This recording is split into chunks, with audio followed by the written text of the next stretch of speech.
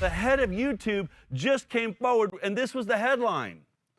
YouTube CEO will delete anything that contradicts World Health Organization on COVID-19. In fact, this is her saying it herself. Anything that is medically unsubstantiated, so people saying like take vitamin C, take turmeric, like those are all will cure you. Those are the examples of things that would be a violation of our policy. Anything that would go against World Health Organization recommendations would be a violation of our policy. What I found disturbing about this is she's not saying anything that goes against CDC guidelines or FDA guidelines, which I would be suspect of anyway, because we've seen a lot of problems with the modeling and all the thoughts happening here. But at least those are U.S. government agencies. YouTube is Google, right? It's a U.S. government agency that is saying we will take down anything that does not adhere to a foreign body, an international body. The WHO does not work for the United States. They work with China. They work with Africa. They work with India.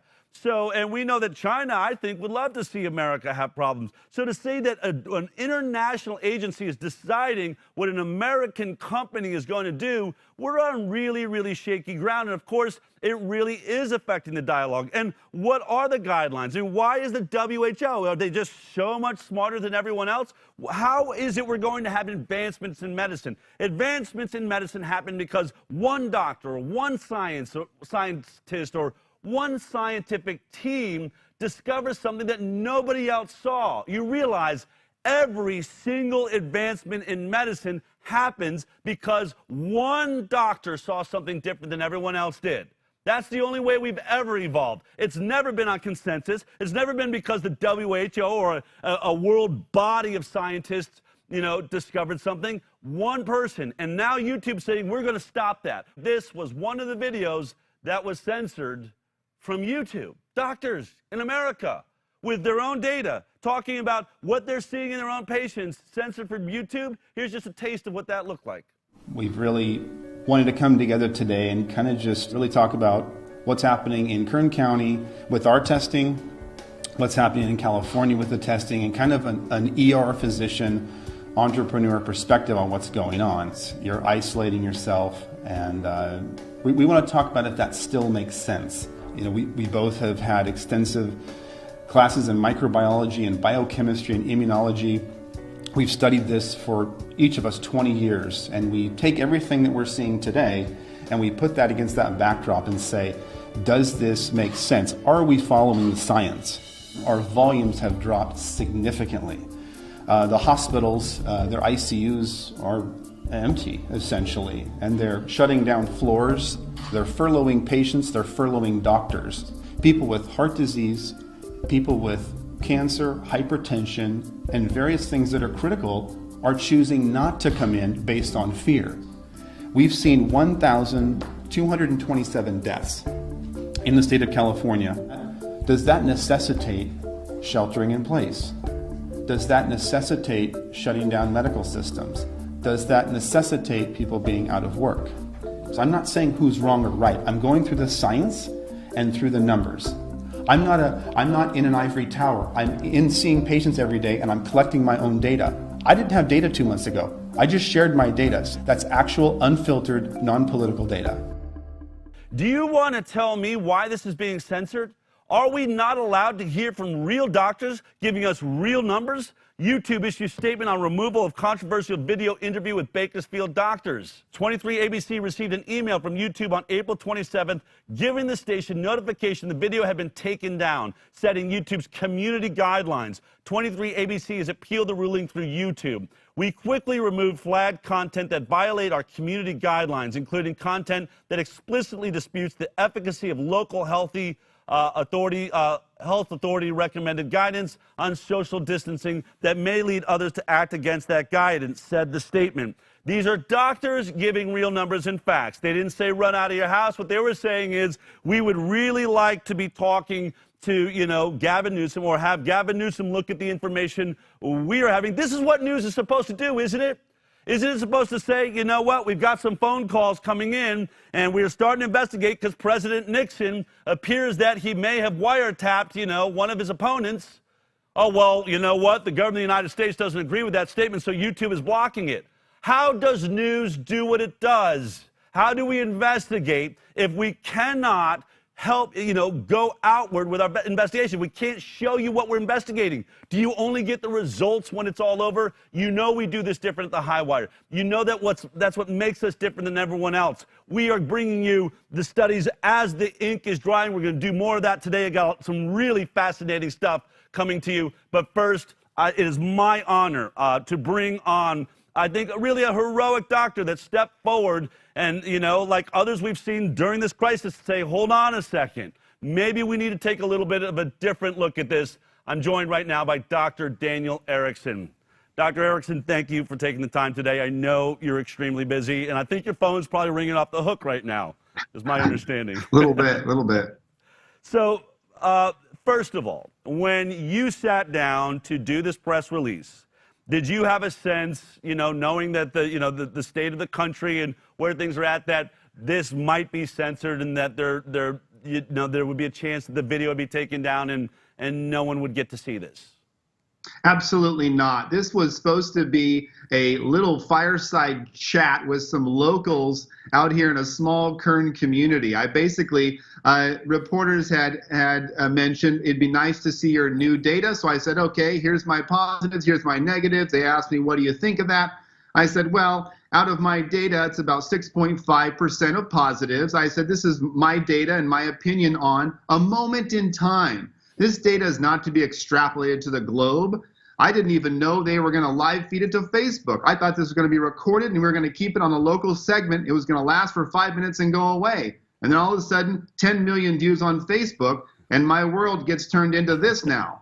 Okay, well, welcome to this crazy world. What is your opinion? I mean, as a doctor, obviously it's happened.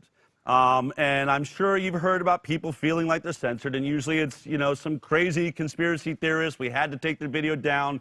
They're putting people at risk. I think it's clear you're not a crazy conspiracy theorist. What is your opinion now that you see that censorship is happening like this in America? Well, I think that YouTube and the WHO need to chat, because if you noticed, Executive Director Mike Ryan, he said, We need to look at the Scandinavian nations. Maybe they're making some sense. We need to look at our ability to self-regulate. This is all coming from Sweden, and that's the people I'm talking to now. You saw this. So the WHO is now saying, let's look at a different approach.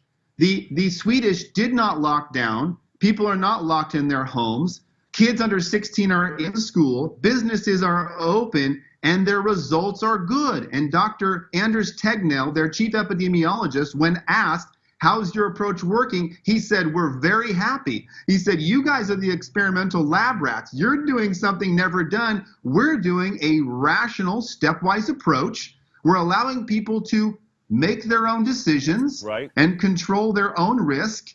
And we trust that the Swedish citizens are smart. And now they're saying, who has the freedom now? Right. Well, let's take a look at it. I think we do have the clip from the WHO. Let's take a quick look at what you were just talking about, Dr. Erickson. My question is on Sweden.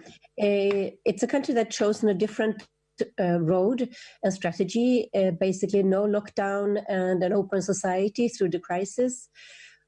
Could this mean that the population of Sweden, maybe other countries that have not had strict lockdowns, have a chance to be better protected in case of a second wave, as they have been more exposed and have had a chance to develop a possible herd immunity? Sweden has put in place a very strong public health policy around physical distancing, around caring and protecting for people in long-term facilities and many other things. What it has done differently is it has very much relied on its relationship with its citizenry and the ability and willingness of citizens to implement physical distancing and to self-regulate, if you want to use that word. And in that sense, they've implemented public policy through that partnership with the population. They've been doing the testing, they've ramped up their capacity to do intensive care quite significantly, and their health system has always remained within its capacity to respond to the number of cases that they've been experiencing. I think in many ways Sweden represents a future model of if we wish to get back to a society in which we don't have lockdowns, then society may need to adapt for a medium or potentially a longer period of time. I think maybe in Sweden, they're looking at how that is done in real time. So I think there may be lessons to be learned from our colleagues in Sweden. This is actually quite an about-face, and we had a report done from Sweden, and you did see people walking around, but they kept their distance, but they were in restaurants, and schools stayed open, and everything seems to be okay, and there's been a real pushback. Trump has said there's going to be a huge death rate. Been hearing, oh, it's going to be a huge death rate, they're making a mistake. That's not the case. Let's get past Sweden. You know, I know that you don't have all day, and you got a lot to do. So for those people that are not among the 10 million that saw your video, take me through the data that you shared and that you discovered through your work. Now, you have an urgent care facility in Bakersfield, California. Is that correct? I have 7. I have 7 throughout California, from Fresno down to almost San Diego. Okay, so because I've heard arguments, it's only Bakersfield. He's using this small little community to extrapolate, but you actually have a fairly wide demographic across Southern California. Again, my data and my opinions on my data are not the most important. I'll go through it with you if you like, okay. But the most important thing I can share is the opinions of epidemiologists that have been watching this for 30 years. I interviewed Dr. Witkowski, which is a brilliant biostatistician. What does he do for a living? He analyzes studies and data and helps the public understand. So I asked him, what do you think of what's going on? I said, is there science for sheltering in place? Is there science for, social distancing? And he said, absolutely not. And then they interviewed the Swedish epidemiologist, and they said, is there data for locking people in their homes? And they said there really isn't. So this is an experiment we're trying. And my thought is, if you're going to do an experiment, you better have some good scientific data before you lock people in their homes, tell them they can't come out, cause depression, anxiety, alcoholism. This stuff is coming into my offices. This is not fabricated. This is my opinion on what I'm seeing. And you have to ask yourself the big question. Let me bear down that with you, because, what we're hearing is that it's like a war zone. The ERs are like a war zone. The urgent care facilities are barely hanging on. There's no room. We're going to run out of beds. There was going to be a shortage of ventilators. You are on the front line. You actually do this for a living. Describe to me what it has been like to be working in an urgent care facility in California through this. Did it get to the limit? Were you almost about to run out of beds? Was there a real concern for a shortage of ventilators? What did you see on the front line? No, we're a spread out county. Kern County is one of the biggest counties in California. We're spread out. So I called the CEOs of the local hospitals, and they said our volume is down. They've had to cut hours. They have plenty of surge capacity if we should have another spike. So my volume is down significantly. Everybody has the same story in this area. Nobody's busy. Yesterday I checked, and we had 14 people in the hospitals, according to our local public health, that were in the hospital because of COVID. And we had, I think, 6 or 7 deaths total. Every death, is terrible. We don't want any death, but out of 1 million people, these numbers are fairly low. And so I asked them, we have surge capacity per their phone call I took with them. So if we should open up the schools and take a rational stepwise approach to open up this economy, our hospitals in Kern County are ready. I can't speak for, LA. I can't speak for the entire state, but in Kern County, we are ready. What at your urgent care facility, one of the things that really got you into this is you've been doing testing. You've been having people coming in, and you've been running tests. What were your numbers when you looked at those tests? I got them right here. Okay. The numbers I was using was we had a total of 5,213 patients tested. Now, to be clear, those were not randomized. Initially, the CDC had asked us to test people for fever, cough, shortness of breath, which we did. After about 3 weeks of that, we started having employers asking us to test hundreds of people that had no symptoms. Some had exposure, some didn't. If they were in the food industry, and let's say they were in the shipping department and one guy had a fever, well, they would send over 400 people, whether they were exposed or not. Then we had people coming in that had an elderly grandmother at home, or an immune-compromised husband. They had no symptoms but wanted to be tested. So our data started to get more randomized. But at the 5,213 mark, we had 340 positives, which is 6.5%. And I was just sharing this data. This is raw data. This is not biostatistically analyzed by an epidemiologist. This is my opinion of raw data at one moment in time. You do not extrapolate this data to society. So the data I use now is from CDC, from Worldometer, and then I talk to the epidemiologists and the biostatisticians, and I say, what should be our message? Now that we have data, 2 months ago, we had no data. So of course we're going to take a real cautious approach. That was wise. But now that we've had 2 months of data, should we take a different approach? Should we be more like Sweden? I say yes. And, you know, and during this press conference, you kept saying, you know, millions of people infected, small death rate. Millions of people infected, small death rate. And you compared this to the flu.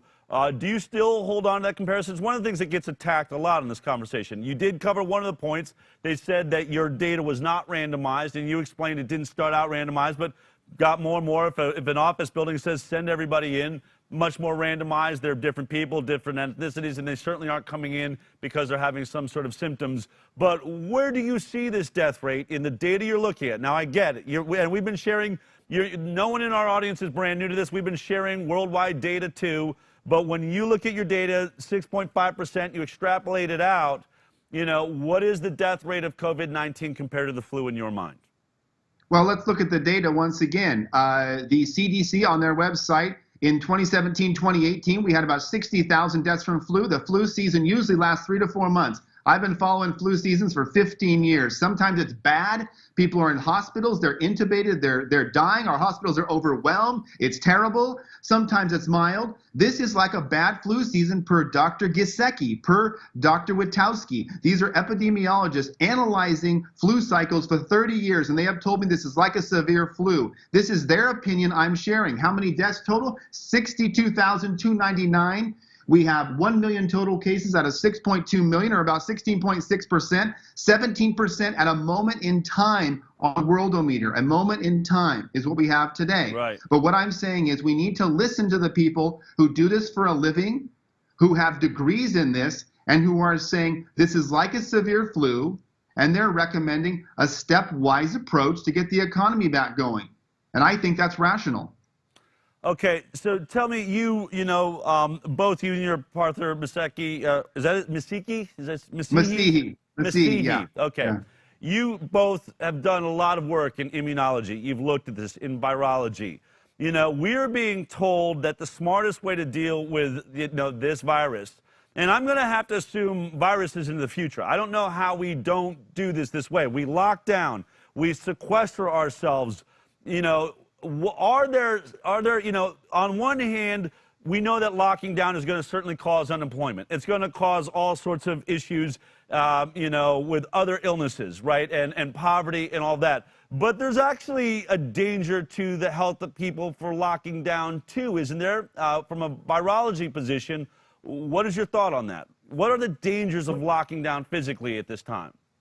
Let me talk to you about what I called a doctor out of Wisconsin, Dr. Lang. I hope he doesn't mind me saying that. And I said, what are you seeing? And he said, well, I was in the ER last night, and I had patients that had chest pain a couple of days ago, but didn't come in for fear of COVID.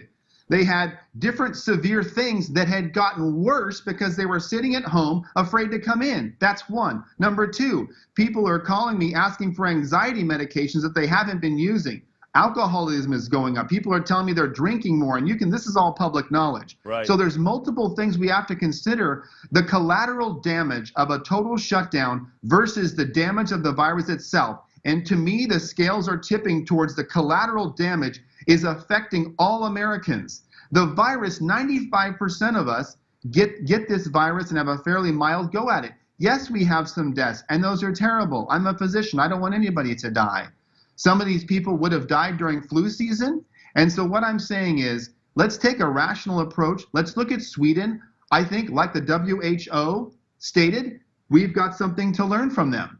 I think that their approach is working. If you look at their deaths per million, 225. United States 175 per million, Italy and Spain in the 400 to 500 range per million, UK 360 per million. UK is on total lockdown. They have 360 per million. Now we can't make judgments about this until the complete cycle has gone to say who wins, who chose the best route. But I think you need to choose a route that doesn't destroy your economy while you're dealing with the disease.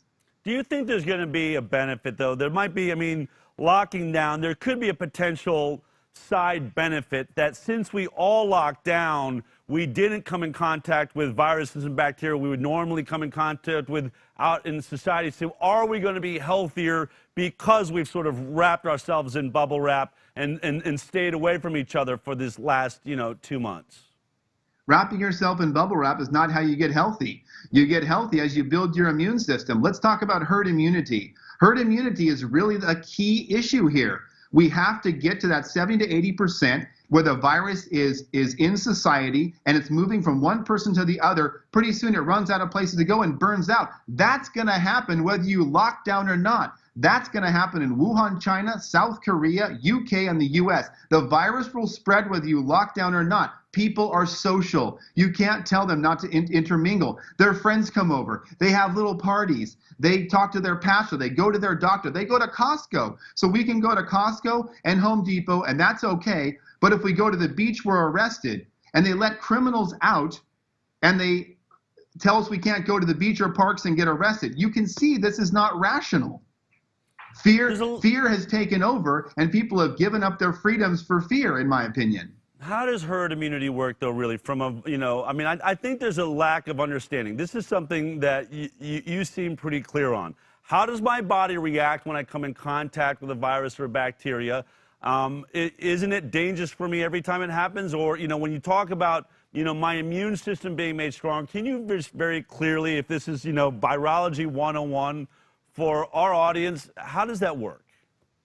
When you take in an antigen, a virus, a bacteria, you form an antigen-antibody complex. You form IgG and IgM. These are immunoglobulins, and this is how your body sets up a defense against disease. When we test you, we're typically testing a PCR. We're looking for like pieces of virus. We're not looking for IgG and IgM. The test that just came out, that's called serology, is a blood test. This test for IgG, and the PhD MD virologist that I've been discussing with, who I will leave unnamed, has shown me in his graphs that peaks around 7 to 10 days. So post-exposure, we can test you for immunity. And in my opinion, the most important test to run right now is the serology. Why? Because we can see, are we at that magic 70 to 80% mark? As you know, the curve has been flattening. We are no longer on an upward progression. It is flattened.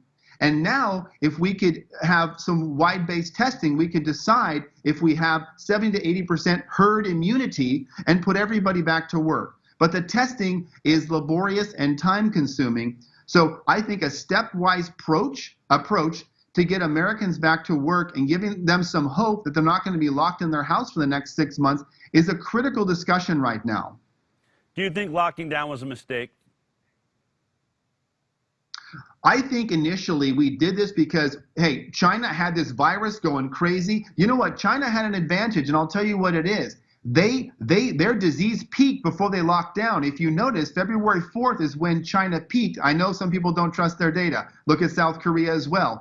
They didn't lock down early. They waited until herd immunity happened. Then they locked down on the 21st. So they had the advantage of developing herd immunity after they locked down. That's an advantage. When I think about my kids, I see a lot of people now, we're all washing our hands, we're washing our kids, we got disinfectants everywhere. I personally don't think that that's going to be the healthiest world for my child to live in, but you're an MD, you've looked at this. Is that how we want to live? Is that the best way to keep our children healthy? Well, I'll go back to the example of a 4-year-old child, and I'll say, if you were 4 and you were my child, and I put you in a plastic ball like a hamster wheel and never exposed you to the outside world, you would not have a strong immune system. Immune systems are developed by exposure to antigens, viruses, bacteria. So it's important. It's an important part of life. It's the way you develop an immune system. No one would say, hey, Dale, we're going to put your kid in a plastic ball for 5 years to protect them. No, they're on the floor. They're grabbing staphylococcal, streptococcal bacteria, all kinds of rhinoviruses. Little kids are sick all the time. Their nose is running. That's how they develop the immune system. If you take that away from them, they are not healthy. Do you know if you've tested positive for COVID-19? I have not tested positive. I have tested negative, in fact, through PCR nasopharyngeal swab. Does that make you happy, or would you prefer to have had it by now? You know, I may have had it, Del. Most people that have had it have little to no symptoms. They call them, you know what an asymptomatic carrier is? A healthy person. I think I've heard someone say that before. They have this magic name. Are you an asymptomatic carrier? That's called a healthy person with no disease, and they developed immunity. They are IgG positive. So, you know, just to wrap this up, there's a real concern now, I think. We're now hearing that there might be a second wave. There's thoughts that in these states, Texas right now, Georgia, are about to open up. People saying you're going to have disease outbreaks if you open up. Is that accurate? Are we going to see an outbreak when we open up, and are we going to see a second wave in the fall in your mind? Do you know why we would have a second wave? Why? Because we sheltered in place. You only have, if you don't shelter in place, they talk about flattening the curve. When you flatten the curve, you drag out disease. Then when you open the economy back up, you get a second spike. Is that going to happen? Nobody knows. We've never been in lockdown. The biostatistician, Dr. Vitowski, the great one, this guy is just awesome. I've talked to him for about 3 hours, and he said, we might get a spike. We might not. We'll see, is the answer. So we don't know at this point. Our hospitals are prepared. I've asked our CEO to have surge capacity. Yes, we do. In Kern County, we're ready. Let's get the economy open in a stepwise fashion. Let's think about the average American out there who is struggling, who is angry, whose business. I talked to a coffee shop the other day. She's losing both of her businesses. This is a real problem. It is crushing many Americans, and it is stomping on our freedoms. And I think it's time to make some different decisions. You know, you're living in a state that's probably doing, really more seriously locked down, I would guess, than almost anywhere else in the country. Gavin Newsom announcing after a bunch of people went to the beach just the other day, I'm shutting down all the beaches, all the parks. Even after we've heard that being out in the sunshine, that sunlight and heat are the worst thing for this virus, it can't last there. People are being kept in their homes in California. You know, if you could speak to Gavin Newsom right now, what would you want to say? I'd say let's get together and talk. I love solving problems for the American people. I think I feel their hurt. I feel their anger. I feel their pain. They're texting me on Facebook saying, please help us get through this. I'm losing my business. You know, my husband is depressed. My kids are home. They're not in school. When can this nightmare be over? So I am trying to have a voice for those who don't have a voice right now. Do you feel like, obviously the video's been pulled down. There's been, articles written about you. This isn't accurate. Do you feel like you're all alone, that you're the only doctor out there that is seeing this, that maybe somehow your data's off or different than everyone else around you? We have hundreds of doctors from all different specialties who have called me, and I've interviewed some on my website on Zoom who are saying, I see the exact same thing you do. I live in an area that's not busy. People are scared to come into the hospital. They've worked at different urgent cares that have shut down, and they say, I don't understand why we're doing this. I don't think it's the right approach. We have actually hundreds calling in who actually agree with the position. So then, other than the media, then why is the media attacking you? Here's the thing, right? This is my question. If you're right, and so many scientists, and you're not, I've been reporting this for several weeks now. In fact, at the end of the show, I'm going to list about 120 top world scientists that would all agree with you. What is happening in mainstream news then? Can you explain it? Because it seems like they're telling us that we are going to die. We need to stay locked down. We have, all day long music concerts where superstars are telling us, if you want to be a hero, stay in your basement. Burger King telling us, just lay on your couch. That's how you can be an American hero right now. How is that happening? I think what happens is we started down a pathway of logic. We said, oh boy, Wuhan, China has got millions of people. The initial models that put out said 2 million Americans were going to die, Del. 2 million.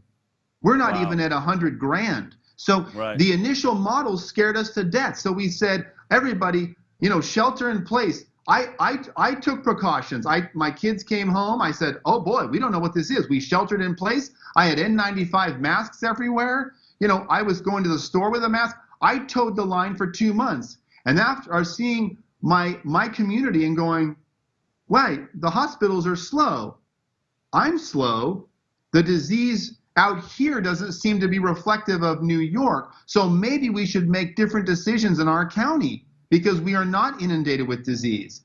Maybe we should allow personal responsibility to take place and businesses to open and kids to stay in school. And then I started looking at different countries and going, wow, Dr. Gisecki, 30 years of this, agrees. Wow, Dr. Anders Tegnell agrees. Wow, Dr. Wiskow, and they just kept coming. These epidemiologists who have agreed on this position. So that's when I formulated my opinion after 2 months of reading and studying and talking to colleagues around the country. I decided that I think the best approach is something similar to the Sweden model. Are you concerned that given, all human beings want to be right, especially those that have driven our nation into what could really end up looking like a form of a depression? We're seeing jobless rates like we've never seen in my lifetime. Do you have any concern that there's going to be sort of a cover-up or at least sort of trying to soften the details you're talking about to protect those that got us into this? Are you worried that they're using the media to try and hide the fact that there may have been a colossal mistake made here? Del, I think that if I was a leader and I made a move that maybe didn't have the best outcome, I would pivot and I would say, okay, the decision was made. Here's the outcome. Let's pivot. Now let's pivot. Let's get the schools open. Number 1, kids under 16, everybody back in school. Let's watch that for 2 weeks. Number 2, slowly open restaurants. Number 3, open major factories in a stepwise fashion, like coming down a ladder. We've climbed up this ladder that is going to, I don't know where. Let's, in a stepwise fashion, come down and reopen the economy. Whether they try and cover things up, I don't think that's the big issue. The big issue is how do we get back to a place that's logical and rational and allows people to take personal responsibility for their own health. Those are all great points that we've been sharing here. I have to say, as a reporter, I'm not a doctor, I'm not a scientist, but I have been interviewing a lot of people like you. But I think you're one of the most outspoken in America right now. I think it's courageous, it seems like you didn't know how courageous you were being, but you are here. You're still speaking out, and I think that makes you an honorable person, and hopefully those videos will be put back up on YouTube. I know we're certainly hoping our video stays up. But keep up the good work, and I hope you'll stay in touch as we watch this thing shift. Because as we know, every day this story is changing, the models are changing, and hopefully you've had some influence on really looking at the hard data. Thank you for your time today, Dr. Erickson. Call me anytime. Be happy to come back. All right. Take care. If you like that clip, then be sure to check out our live broadcast of The High Wire every Thursday morning at 11 a.m. Pacific Time. You can watch it on Facebook, YouTube, iTunes, and Twitter. We'll see you there.